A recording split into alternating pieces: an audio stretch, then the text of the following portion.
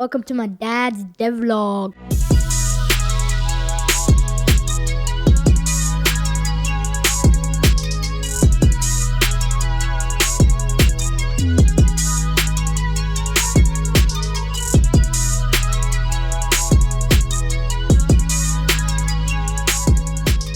Hey guys, welcome back to another week of Legend Bowl development, and in this week we're going to continue the work that we did last week on the play calling tool. And I'm looking over my items here to work on, and the one thing that I got to start out with is the depth chart. Up to now, the depth chart is really in the roster and the players, but it doesn't really relate to the plays and the formations that I had. The way that it was working before, it was just the position and that was it. But now with the new play calling that I'm working towards, I need to make sure that when I select a wide receiver in a formation, I need to make sure that I know what depth chart they're in, like what their order is, right? So now I'm adding in to each one of these formations the order of the depth chart. That way when I go back to the actual game and I pull up shotgun trips, I know that this guy's the first, starter, this guy is the second or third or whatever. Right, so that's what I need to work on in the play calling tool to save that data off, and also, when I go back to the game, I have to obviously take that into account, and I'm going to need it. So that's one thing I'm working on. The other things are the exporting and importing out to a JSON file, which is basically just a flat file that it sends the data out to. That way I can actually save the data for the play, so when you create a play, you can save it and then re-import that back into the game. I definitely need it, for this in order to get into the game once I create my plays. But if this makes it over to the game and people can create their own plays, I'm going to need it anyways, because you're going to want to save and and re-import those plays. There's also a few little bugs here, and then defensive plays. So this week is going to continue the work, like I said, of the play calling and the tool, and then trying to get everything, hopefully, I don't know how far I'll get this all working, and then go back to my game and start to work through all of the things I need to do to get these plays imported into my game. And then obviously I have to create the plays. So what I'm going to probably do is just go ahead and create just a few plays and then save them off, make sure they're saving correctly, make sure they're loading correctly in here. And then from there, go to my game and work through all of the code that it takes to get that stuff implemented. So this week's going to continue the same play calling stuff that I did last week, but it's going to hopefully move us forward and hopefully get us into the game. We'll see how far I can get. It's a short week. Yesterday I had off, so today's Tuesday, and I'm going to be working through it this morning.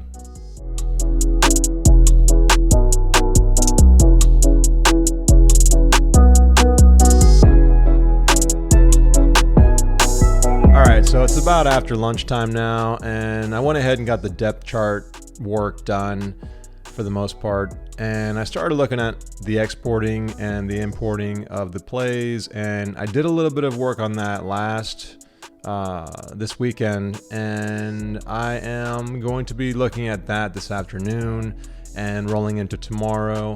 And I also want to look at how play calling is done in games like APF, 2K8, and ESPN, my games. So I am going to be doing a little bit of research and, laboratory type work, and also getting back to the exporting and importing of the data. So we'll be moving on. Not sure how much more I'll get done today. Probably next time you're going to hear this voice is tomorrow morning, Wednesday morning, but just wanted to give you an update on where I was, and I'm going to keep grinding through this bad boy. See you next time.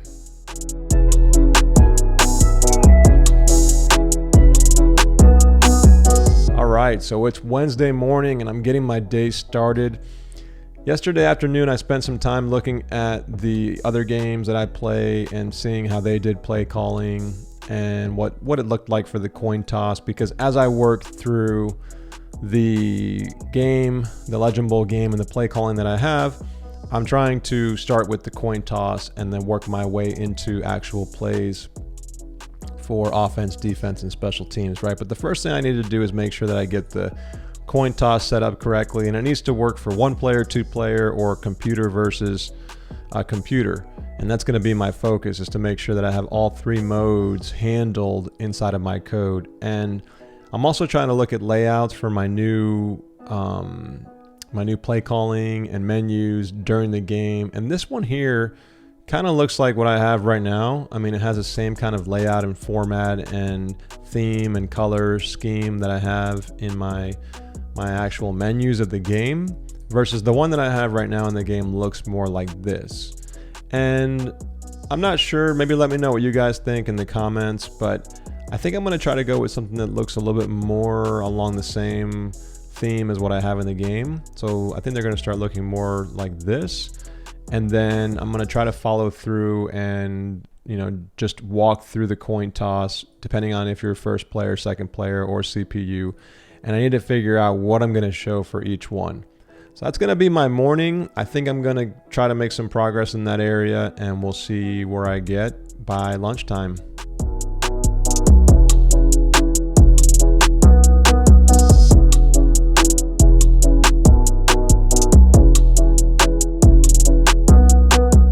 All right, so today has been a lot of programming. I'm still trying to knock out a lot of the user stuff that I know I'm going to have a lot of work left to do, but right now I'm really focusing on the UI and the menu changes for the play call, and I'm going through the game just bit by bit.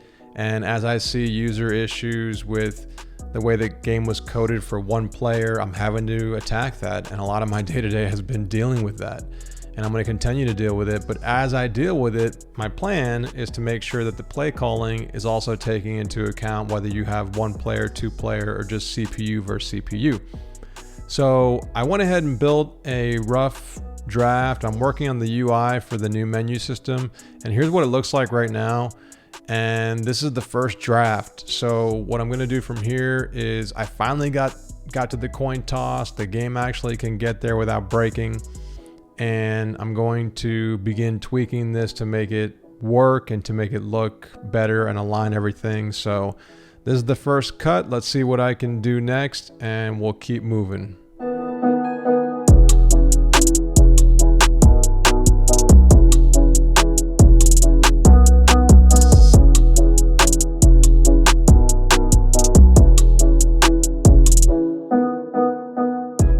All right, so it's Thursday morning, and I worked on the coin toss menu last night, and here's what it looks like now. It fades in instead of just popping down like it did before, and I put a little border around it. I cleaned up the logo and all of the text and everything and the icon, and it works with the controller now and the keyboard if I want to use either one. And then and so it's working. So I have it working for one player, two player, or the computer, and I'll show you how the computer looks next. So now I'm the home team and the computer team's the away team, and what I'll show you now is that the computer's picking heads, and then it will fade out and go ahead and flip the coin. And so now that's it. And I'm working through the kicking and receiving part of it next. And so everything from here is just broken. But what I did yesterday was really build a brand new menu system, and I took the old one that I had and I basically just threw it away. I started from scratch.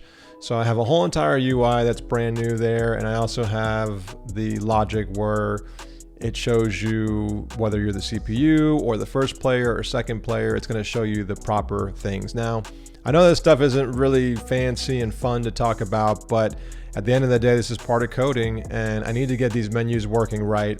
And today I'm going to work my way through the coin toss and hopefully into the play calling and the kickoff, and try to start integrating the plays that I'm creating in the play editor tool into Legend Bowl.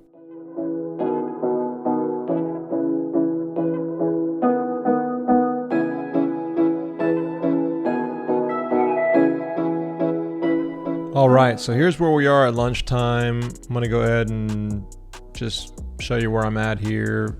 I have the coin toss working with the heads and tails choice, then the kick receive, and then when you defend, I have all that stuff pretty much working. So now I'm the crowns, the computer's picking tails, coin flips, and then I get to pick because they lost, right? So I'm gonna pick receive, and then they're gonna choose where they want to defend, and then the game breaks.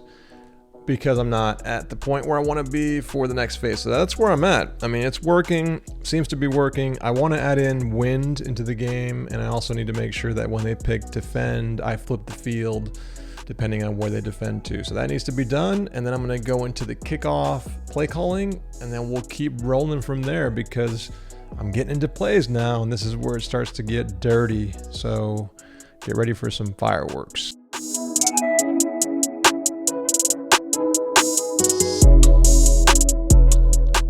All right, so it's Friday and it's the end of the week. So yesterday I was working on the defend screen that you see here and thinking about whether you're gonna pick north or south. And I said to myself, man, I gotta have wind in the game. I knew I wanted wind in the game, just never got to it. And then what better time to slip it in and add more work to my plate than now, right? So I spent the majority of yesterday afternoon working on wind. And as you can see here, I have a meter in the top right with a wind speed indicator. It's moving really fast right now because I'm testing the screen to make sure that the actual coin toss menu is going to reflect the right wind speeds. And it should all be dynamic here. It should all be working, but depending on what weather you're playing in, what weather conditions you're playing in, and just some randomness, you're going to get some heavy winds at times.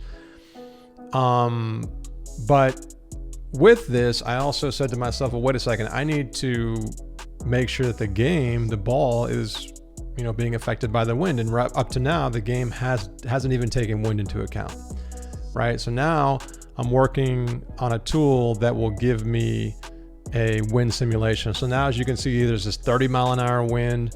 The wind direction is actually going northwest, northwest, and I can tweak these values. I can make the wind like hit me dead in my face if I want to. Now, if I do the simulation, you can see the ball's going to come way short, right? And I can tweak these values and I can play around in this sandbox and just see like what types of effects the wind will have.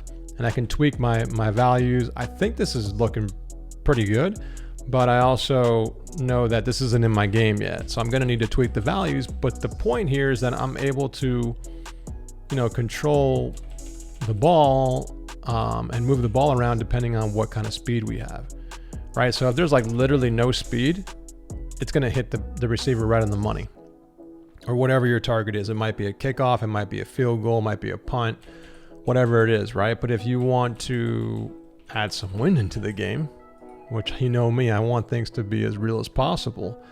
Now I have wind.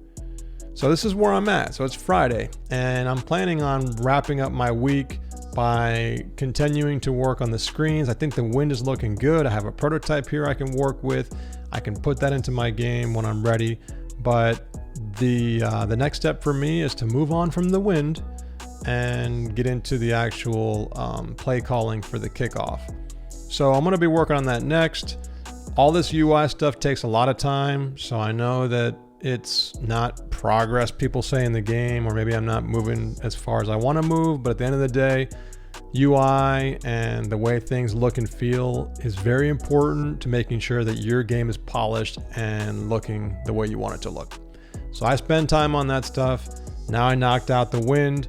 I'm going to need to do stuff later on when I get my game back on the field and I'm playing around with the ball physics, but I have my solution. I just need to tweak it and I'm going to keep going from there. So the rest of my day was really spent working on the kickoff plays, and this is all brand new. So I'm having to just reconstruct the play calling screen, and then I'm going to have to work on the play art and bringing in the plays from the play creator tool that I made and importing all that and making sure that that looks okay. And that's going to be something I might do over the weekend a little bit and then going on to next week. So thanks for watching the video, guys. This is another week in the development of Legend Bowl, and thanks for watching. I'll catch you in the next video. Later.